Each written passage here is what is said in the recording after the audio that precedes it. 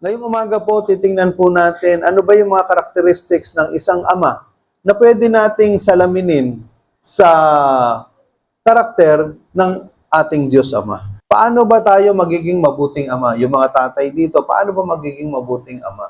At yung mga tatay ninyo, wala man yung mga tatay nyo dito o yung mga asawa nyong lalaki, wala dito. Pero maunawaan ninyo, paano ba ipagpe-pray itong asawa ko para maging mabuting asawa, maging mabuting ama. At yung mga kabataan na lalaki, ngayon pa lang, intindihin nyo na, alamin nyo na, paano ba magiging mabuting ama. Mga kapatid, we are so familiar with the story of the prodigal son. Tama ba? Ilan sa mga tao ang hindi nakakaalam ng prodigal son? Siguro, 90% ng mga Pilipino, okay, 90% ng population ng buong mundo, alam yung parable of the prodigal son. Okay? Pag sinabing prodigal sa Tagalog ay alibugha. Pag sinabing alibugha, ano ba ibig sabihin ng alibugha? Mabait, pasaway. Di ba? Pasaway. Talagang salbahe. Prodigal. Talagang palasagot. No? Palasagot. Tamad. No? Masungit. No? Maraming bisyo. No? Pastor, parang yung katabi ko dinidescribe nyo.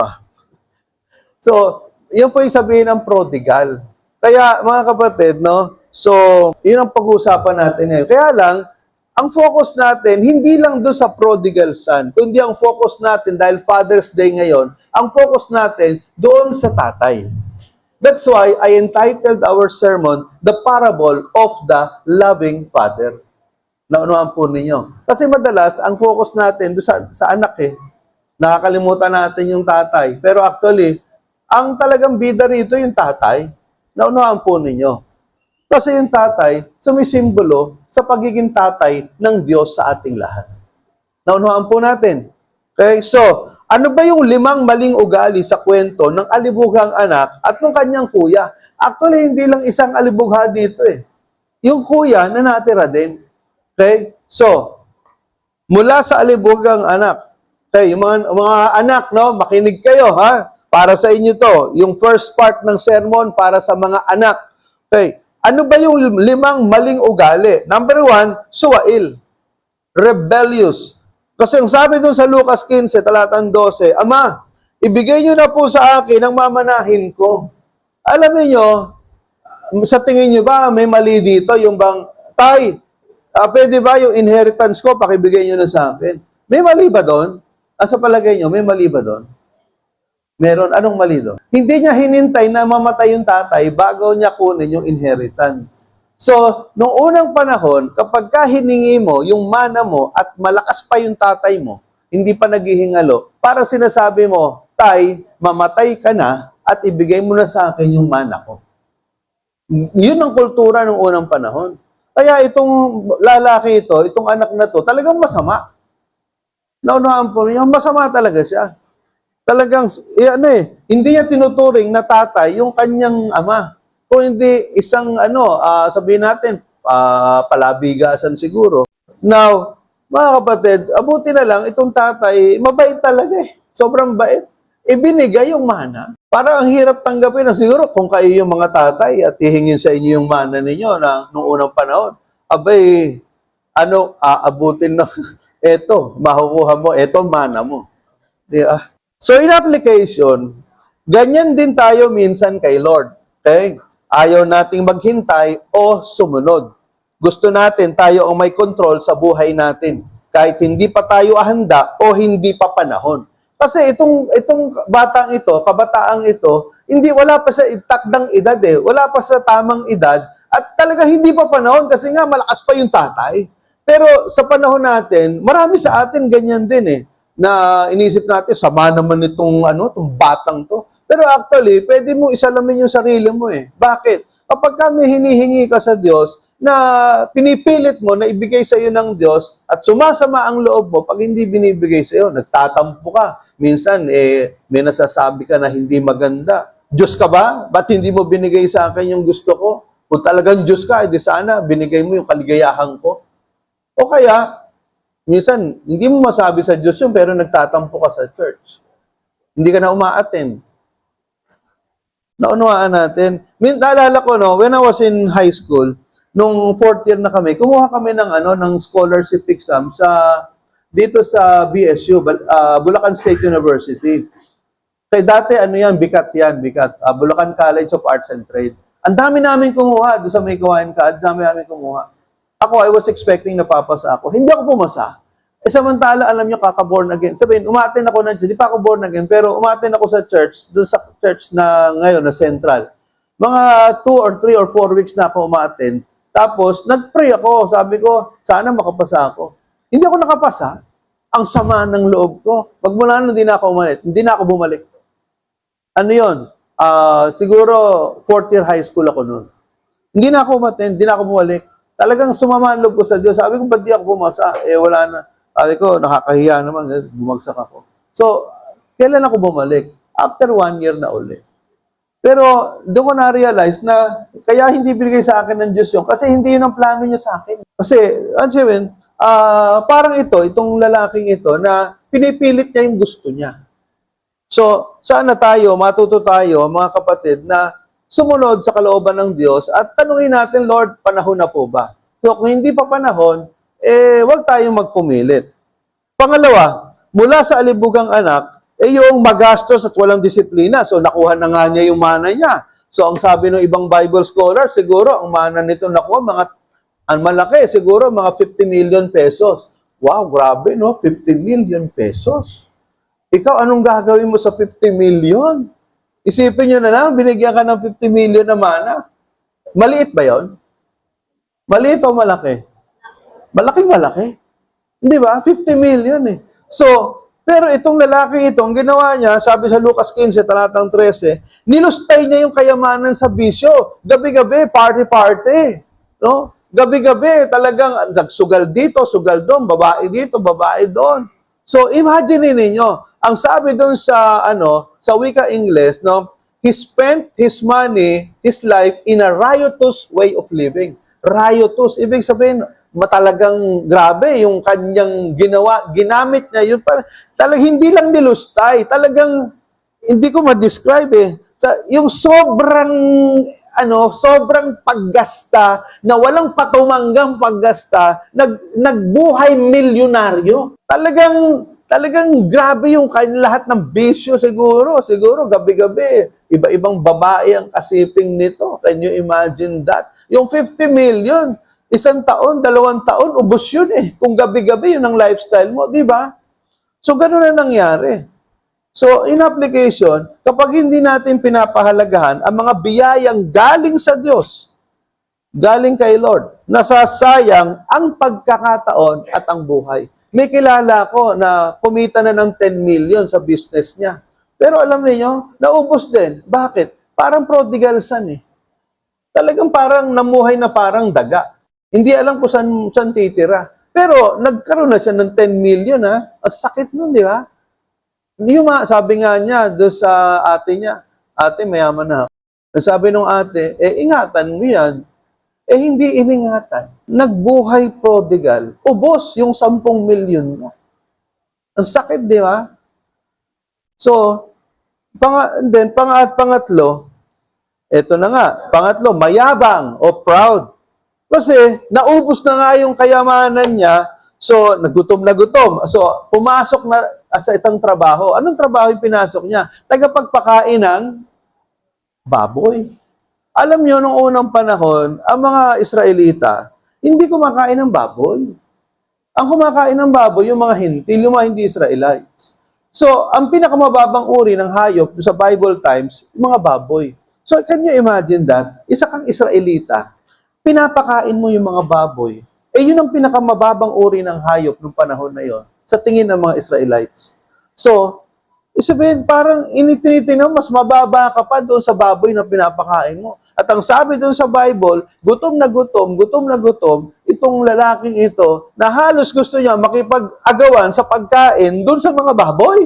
Ganon kagrabe yung nangyari niya. Na isang prinsipe na may mga alipin sila doon sa bahay ng tatay niya, samantalang ngayon, nakikipag-unahan siya, halos makipag-unahan siya sa pagkain doon sa mga kaning baboy.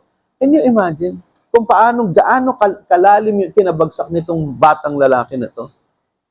Dahil dumating ang taggutom, nagsimula siyang maghirap. Ganong katindi. Pero hindi pa rin siya lumalapit sa tatay niya. Pinipilit niya talagang panindigan yung kanyang pagiging independent. Siguro akala niya makakabawi ako dito. Kahit ubos na, siguro mag-iipon-ipon ako. Pero hindi, minaltrato siya nung may-ari noong babuyan. Binaboy siya. So minsan, hindi tayo lumalapit sa Diyos hanggang sa wala na tayong choice. Yung iba talagang matitigas sa mga ulo, matitigas sa mga puso. Nawala na ng business, nagkasakit na, nagkahiwalay na silang mag-asawa. Pero hindi pa rin lumalapit sa Diyos. Ang yabang. Ay, kaya ko to. Hanggang kailan mo kakayanin yan? Pag hindi ka na makalakad. So, minsan, hindi nga tayo lumalapit sa Diyos dahil, kumbaga, pinipilit natin kayanin. Hanggang sa wala na tayong choice, and then, pride na lang ang humahad lang sa atin sa pagsisisi. Imbis na magsisi ka sa mga kasalanan mo, dahil nga nasira na yung buhay mo, lumalayo ka pa sa Diyos. Sinisisi mo pa si Lord. Di ba? Napaka-unfair sa Diyos. Hindi mo tinatawagan si Lord all your life, and then nung bumagsak ka, sisisihin mo si Lord. Hindi ba unfair yon? Naintindihan niyo ba? Bakit mo sisisihin ang Diyos? In the first place, hindi ka nga tumatawag sa Diyos. Naintindihan niyo ba? May common sense ka ba? At bakit mo sisisihin ang Diyos? Hindi ka nga nagbabasa ng Bible. Wala kang alam kahit isang verse sa Bible. Hindi ka nga nagpe-pray. Tapos nung napahama ka, hahanap ka ng masisisi, si Lord yung unang mo sinisi.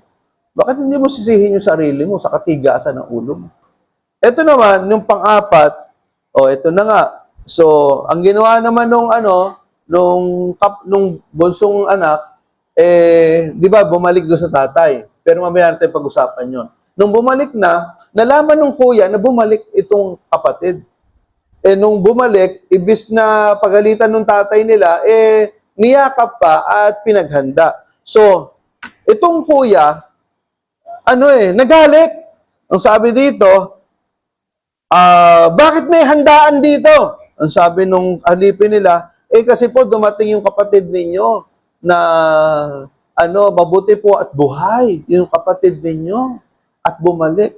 So sabi, ngunit sumagot siya doon sa tatay niya na pinaglingkuran ko kayo sa loob ng maraming taon at kailanman hindi ko kayo sinuway. So yung kuya, ang kasalanan naman nito, mapagmataas, self-righteous. Maaring yung kuya na natili doon sa loob ng bahay, hindi umalis, pero nagtatrabaho siya para pakita doon sa tatay niya na mabait siya, masipag siya. Pero actually, wala sa puso niya yung kanyang ginagawa. So, tingnan natin yung application dito. Pwede tayo maging active sa simbahan, pero mayabang sa puso. Obedience without love is still pride. Obedience can be done out of obligation and rewards, but without a heart. So, ibig sabihin, pwedeng, halimbawa, nasa loob ka nga ng church, ginagawa mo, naglilingkod ka sa Panginoon, pero wala yung puso mo doon. Ginagawa mo lang yan dahil una, pakitang tao. Pangalawa, dahil expected ka, obligado ka na gawin. Naunawaan po ninyo, maraming ganyan. Alam nyo, 40 years na akong naglilingkod sa Panginoon since 1985. Nung ako ay naglingkod sa Panginoon as a Sunday school teacher. So, can you imagine, 40 years na yon? Ako mismo, may mga pagkakataon na naglilingkod ako sa Diyos, pero wala ang puso ko doon. Ginagawa ko lang yon dahil obligasyon. Ginagawa ko lang yon para magpasikat, magpapogi. Para may pumalakpak sa akin. Madalas ako nag-i-special number noon. Kapag hindi kumakanta yung choir, nag-i-special number ako. At gusto ko pag pinapalakpakan ako. Pero nung nagpastor na ako, ayoko na mag-special number dahil ayoko nang pinapalakpakan ako pagka kumakanta ako. So sabi ko, ayoko na. Saka na lang, magpipreach na lang ako. So, kasi sabihin, pwede kang maglingkod sa Diyos, wala ang puso mo doon . Ginagawa mo yun para magpayabang, para magpasikat. Kagaya nitong kuya. Ang sabi niya, pinaglingkuran kayo sa loob ng maraming taon at kailanman hindi ko kayo sinuway. So sana yung ating obedience sa Diyos, we obey out of love for God. We obey out of compassion for people. Not out of pride. Naunawaan po ninyo. Then, panglima, na maling ugali sa kapatid, yung panganay, mapagtanim ng sama ng loob. Bitter and unforgiving. So, eto na nga, yung tatay, nakita, nalaman na yung kuya, lumabas, ayaw makipagkasiyahan. Nilapitan siya nung tatay. So, bakit nandiyan ka? Bakit ayaw mo makijoin doon sa kapatid mo?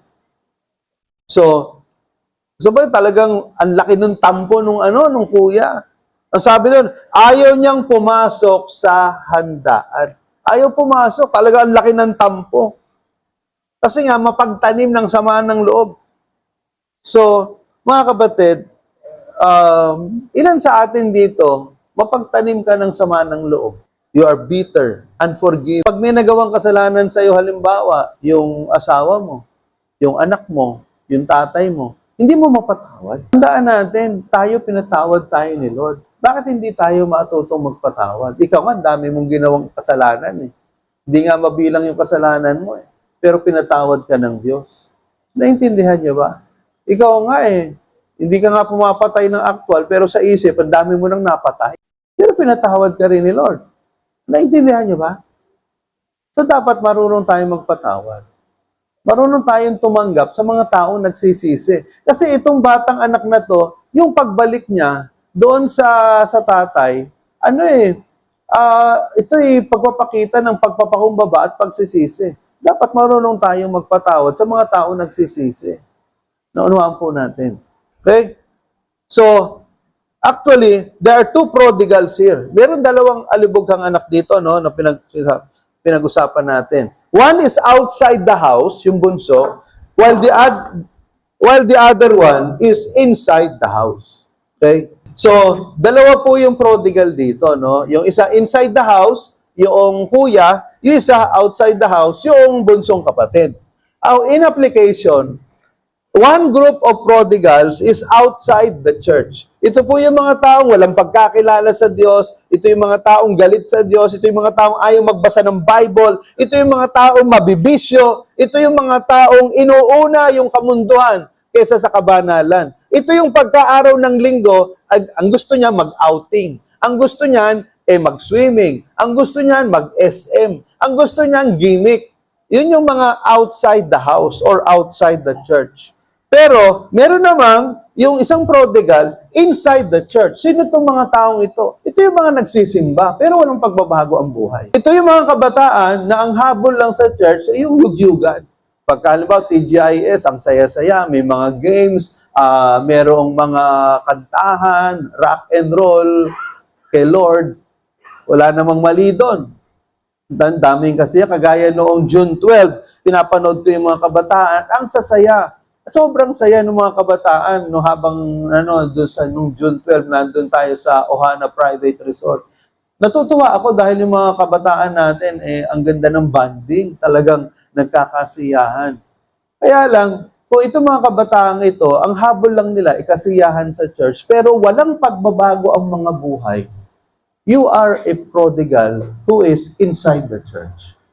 Kapag kayo mga kabataan kayo, at tinanong ko yung mga magulang ninyo, kumusta na kaya yung anak ninyo? Kumusta naman po yung anak ninyo? May pagbabago ba? Ay, nako, yung anak ko, walang pagbabago yan. Masipag lang yan, umattend ng church, pero napakatamad yan pagdating ng bahay. Yung higaan nga, hindi maligpit Pag pinaghugas mo ng pinggan, nagiging paniki. Ba't ako? Ba't ako?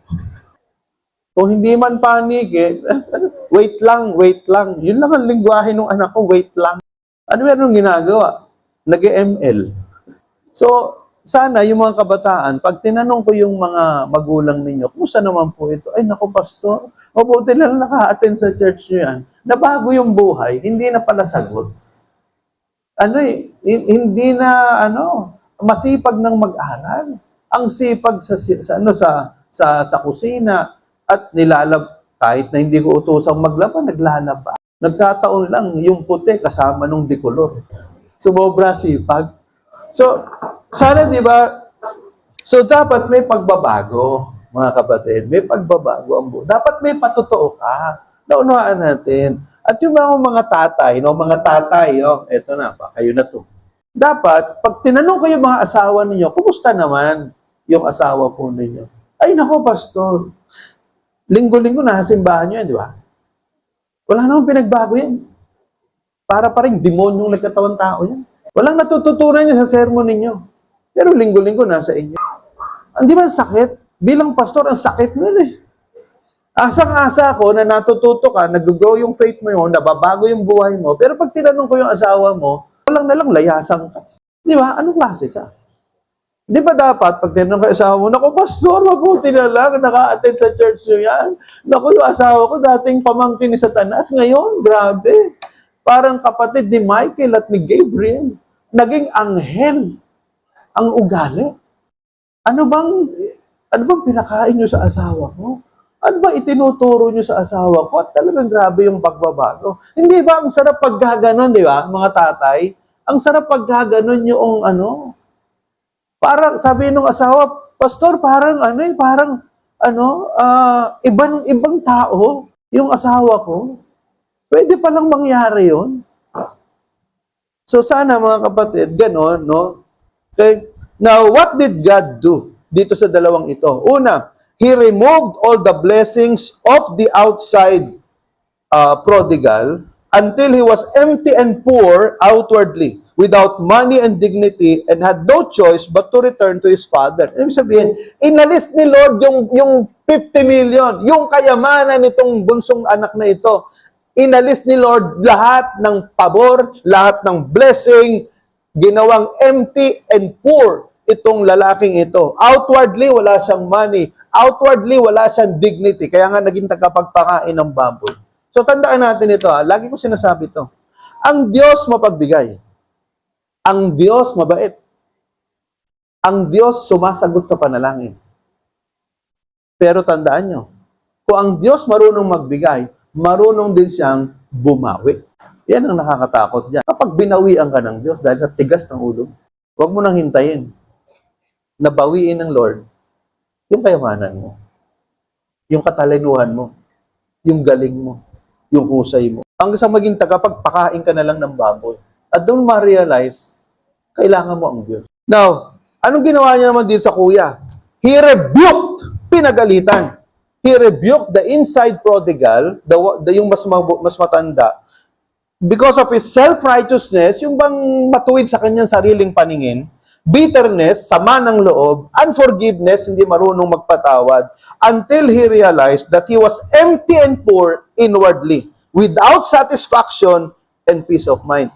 Itong kuya, nandun nga sa tabi ng tatay, kumakain 5 beses sa isang araw, mapera, mayaman, may mga alipin, pero wala siyang peace of mind, walang contentment. Bakit? Kasi deep inside, malayo siya sa tatay. Alam niyo, pwedeng umaten kayo sa church pero ang layo ng loob mo sa Diyos. Wala kang personal na relasyon sa Panginoon. Ngayon, tingnan naman natin mga kapatid, eto na yung tatay. Ano yung 5 ugali ng ama nung 2 alibugha na sinasalamin ang katangian ng Diyos Ama? Number 1, basahin natin. 1, 2, 3. Maawain. Okay? Compassionate. Ang sabi doon sa Luke 15:20, habang malayo pa ang anak, nakita na siya ng kanyang ama at naantig ang kanyang puso. So ito na, ang sabi doon sa Luke chapter 15 verse 20, nakita nung tatay yung anak, naantig yung kanyang puso. Sabihin talagang nabagbag yung puso niya. So ano yung application dito? Hindi galit ang ama, kundi awa at pagmamahal yung nangibabaw. Maaring sabihin natin, being normal, hindi mawawala yung galit. Pero mas nanaig yung awa at pagmamahal kesa doon sa galit. Naunawaan po ninyo. Kaya malayo pa, tinakbo na niya yung anak.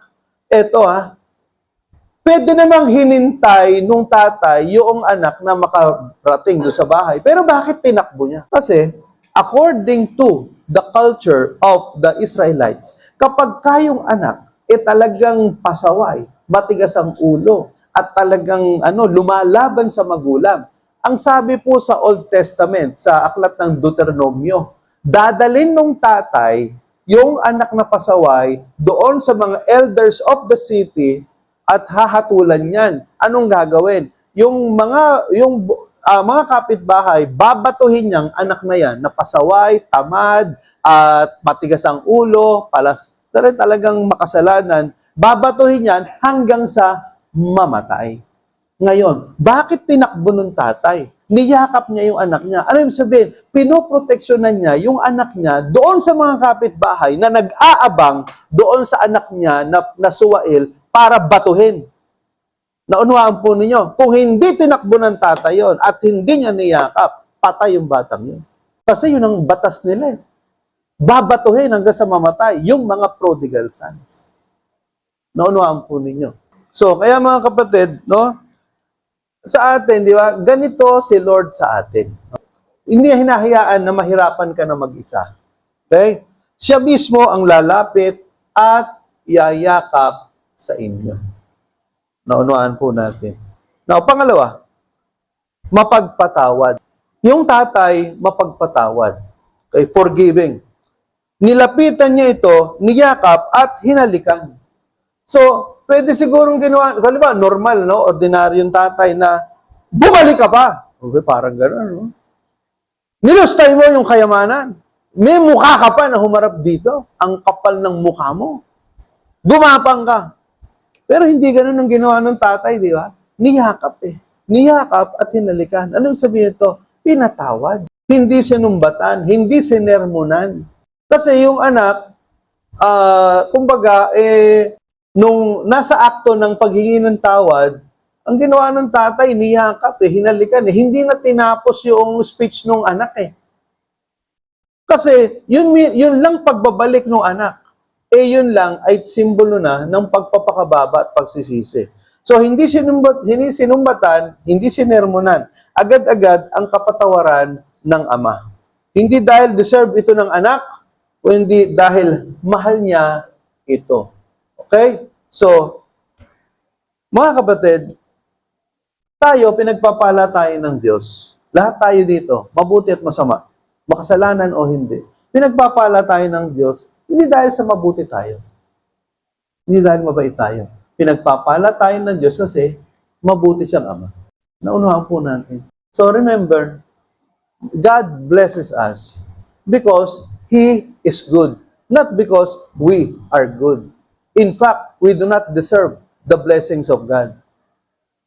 All of the blessings of God are grace. Ano sabi mong grace? Grace, undeserved favor. Hindi karapat-dapat na pabor. Yan, ang lahat ng blessing sa atin ng Diyos, walang pwede magsabi sa atin, I deserve ko yan. Yung bahay ko, deserve ko yan. Yung business ko, deserve ko yan. Yung talino ko, yung posisyon ko, deserve ko yan. Hindi mo deserve yan. Grace ng Diyos yan sa iyo. And anytime, kapag nagyabang ka, pwedeng alisin ng Diyos sa iyo yan. Okay? So, ganyan din ang Diyos sa atin. Pinapatawad niya ang sino mang nagsisisi at bumabalik sa Kanya. Alam niyo mga kapatid, yung pagbabalik loob sa Diyos is just a prayer away. Yung bang 2 minuto lang, pwede ka na makabalik Ano yun? 2 minutong pagsisisi. Naunawaan po niya. Tingnan yung thief on the cross. Yung pinakong kasama ni Kristo. Hindi ba? Ang sabi nung isang magnanakaw, kung talagang Diyos ka, ba't di mo pakawalan yung sarili mo, pakawalan mo rin kami. Ang sabi nung isa, hoy! Tumigil ka! Hindi mo alam sinasabi mo, tayo pinakaw tayo, deserve natin ito. Pero itong lalaking ito, na nasa gitna natin, hindi niya deserve. Kaya sabi nung pangalawang magnanakaw, Panginoon, kapag nakarating ka na sa iyong kaharian, alalahanin mo naman ako. Wala pang 1 minuto yun. Pero sabi ni Jesus, today, you shall be with me in paradise. Naunahan po ninyo. Alam nyo, 1 minuto lang, pwede ka na makapagbalik loob sa Diyos 1 minuto ng matinding pagsisisi. Hindi mo kailangan lumakad ng paluhod. Hindi mo kailangan na magtika, magpapako sa krus, hatawin yung sarili mo ng bakal. Hindi mo kailangan yan. Ginawa na ni Lord lahat yan sa krus. Ikaw na lang, hinihintay na lang ni Lord, humingi ka ng tawad. Naunawaan po ninyo? Okay? So, pangatlo, mapagbigay. Generous. Ang sabi doon sa Luke 15:22 to 23, basahin natin lahat. 1, 2, 3. Ngunit tinawag ng ama ang kanyang mga alila, dali, kunin ninyo ang pinakamagandang damit at bihisan niyo siya, suotan niyo siya ng singsing at ng sandalyas. Tatayin ninyo ang pinatabang guya at tayo kumain at magdiwang. So, tingnan ninyo, no, mga kapatid. Ang sabi ng anak, nung sinalubong na siya, Ama, hindi na ako karapat, dapat tawagin anak ninyo. Gawin niyo na ako isang alipin, nagkasala ako sa Diyos at sa inyo. Ang ganda ng speech ng bata, galing sa puso eh. Hindi niya sinabi, nagkasala ako sa inyo. Hindi lang yon. Ang sinabi niya, nagkasala ako sa Diyos at sa inyo. Kapag ka nakagawa tayo ng kasalanan, mga kapatid, hindi lang tayo sa tao nagkakasala. Ang unang pinaggagawa natin ng kasalanan, ang Diyos. Kaya kung hihingi ka ng tawad, huwag ka lang humingi ng tawad sa tao. Humingi ka ng tawad sa Diyos. Kasi kapag nakahingi ka ng tawad sa Diyos, tuturuan ka ng Diyos, humingi ka ng tawad sa taong ginawan mo ng kasalanan. Kasi kung hindi ka kung totoong nakahingi ka ng tawad sa Diyos, ikaw mismo, you will feel it in your heart. You need to ask forgiveness from the person whom you have wronged with. Ibig sabihin yung ginawa mo ng kasalanan. Naunawaan po ninyo.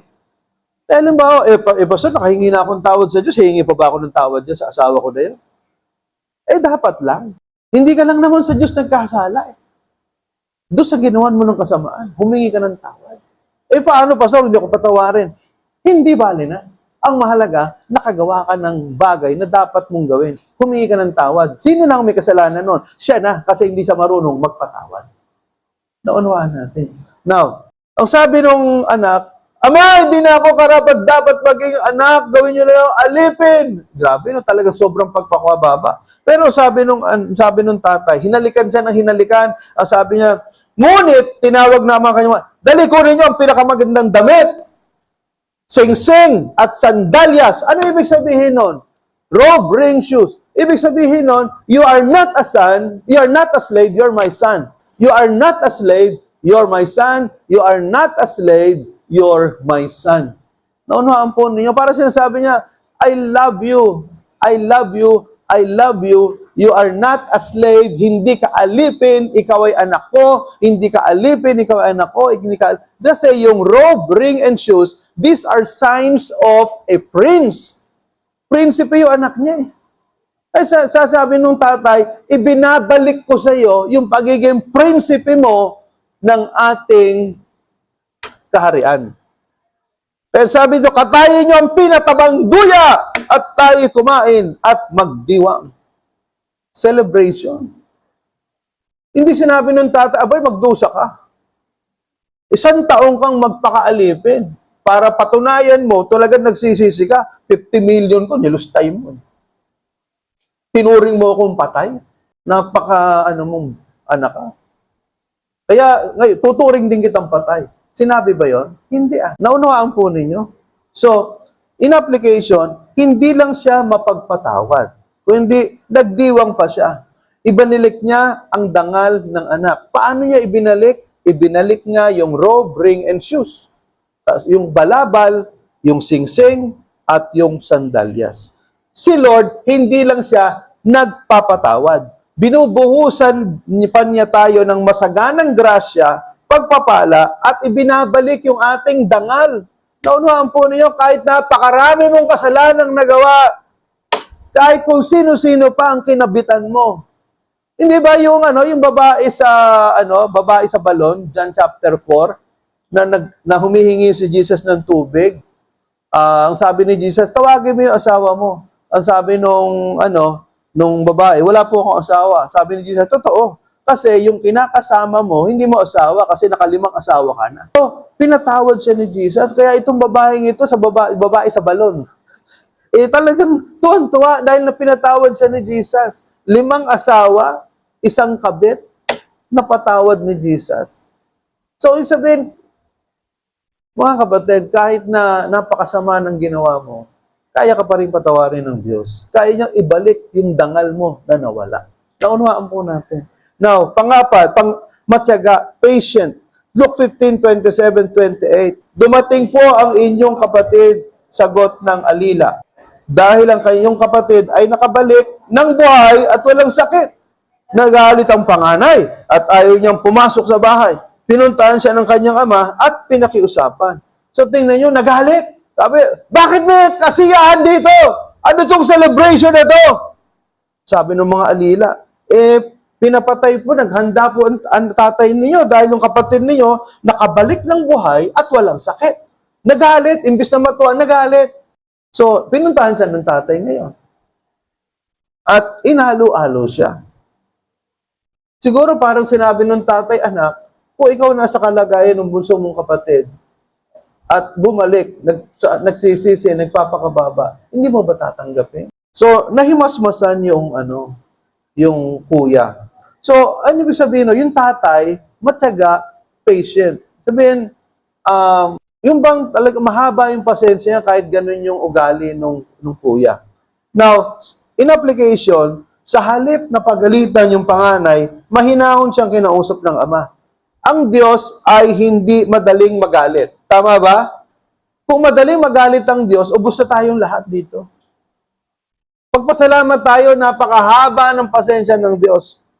May tiyaga siya kahit sa mga taong legalistic o matigas ang puso.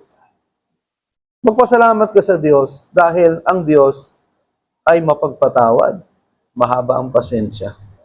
Panglima, mapagkasundo. Reconciliatory. Ibig sabihin, nire-reconcile niya yung mga nagkakagalit. Tingnan nyo, sabi dito sa Luke 15:32. Basahin natin, 1, 2, 3. Ang kapatid mong ito ay patay na, ngunit muling nabuhay. Nawala na, ngunit ngayon ay natagpuan.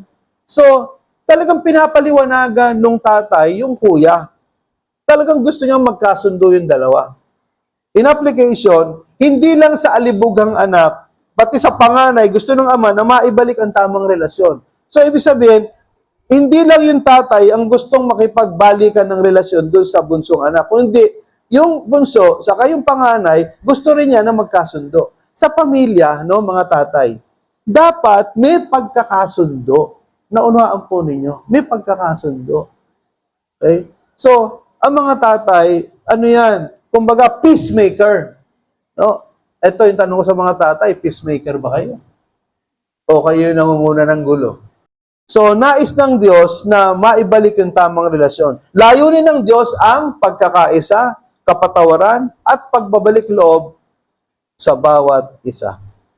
So, mga kapatid, meron akong dito na research ko na ano yung percentage ng delinquent children based on absentee fathers. Ibig sabihin, ano yung porsyento ng mga delinquenting mga kabataan dahil yung mga tatay nila irresponsable o hindi nagpapakita sa kanila.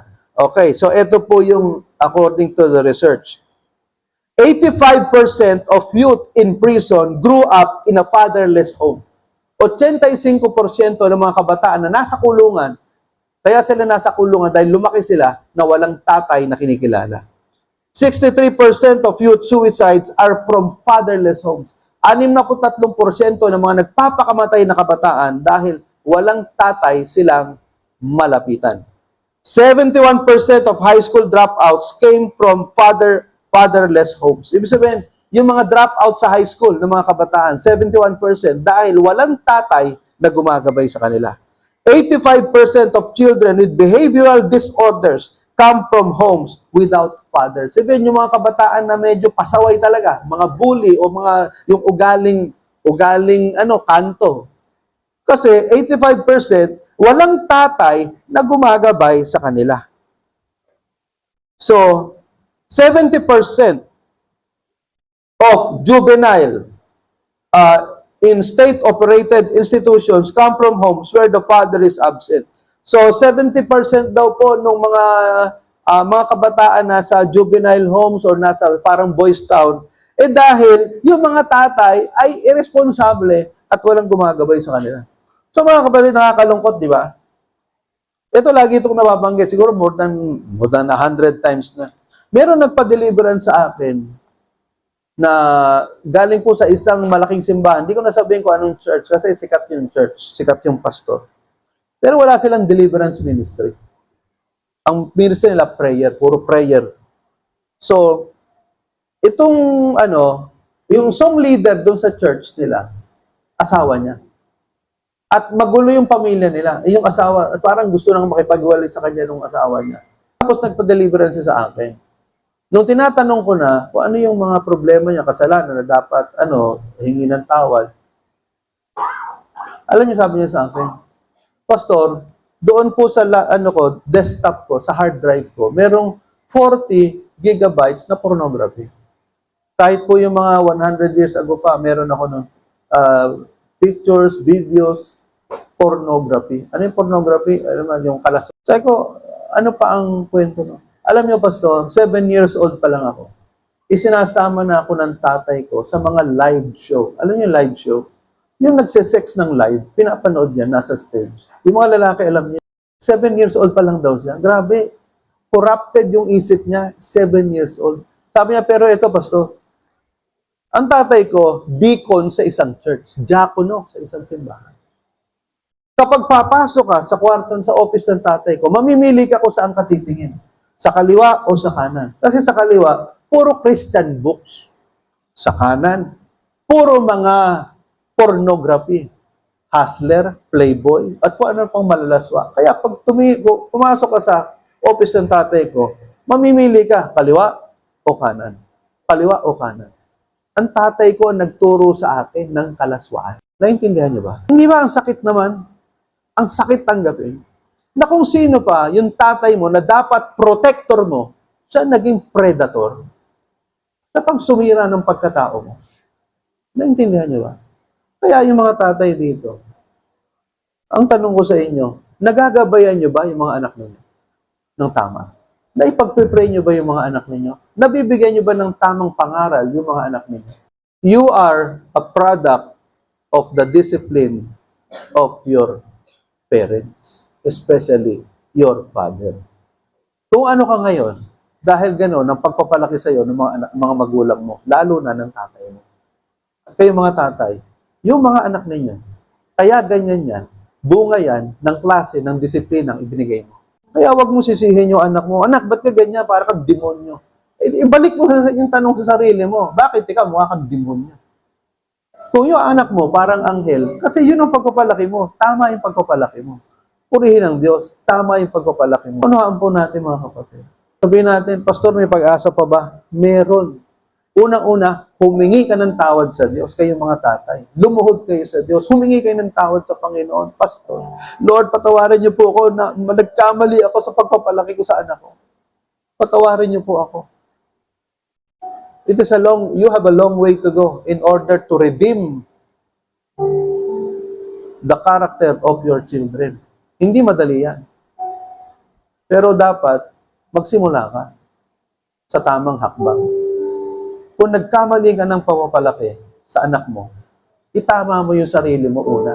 Kasi hindi mo maitatama yung pagkakamali mo sa anak mo kung ikaw mismo nananatili ka sa kamalian. Naintindihan niyo? Ikaw muna. Ituwid mo yung buhay mo. Humingi ka ng tawad sa Diyos. Okay, pag naituwid mo yung buhay mo sa tulong ng Panginoon, unti-unti, maitutuwid mo yung buhay ng anak mo. Maaring matagal. Pero darating ang panahon, tutuwid din yan. Kaya yung mga magulang dito, yung mga anak ninyo, ba't nagkaganyan? Bakit ang titigas ng mga ulo? Tanungin mo yung sarili mo, anong klaseng pagpapalaki ginawa mo? Naintindihan niyo ba? Kung anong puno, siyang bunga. Kung ganyan yung anak ninyo, pasaway, inaani mo lang kung paano mo pinalaki yung mga anak mo. Kung hindi mo pinalaki yan sa tamang pangaral, talagang liliko ang buhay niya. So, pero may pag-asa, I'm telling you. Because if there is hope in God, may pag-asa. May pag-asa sa Panginoon.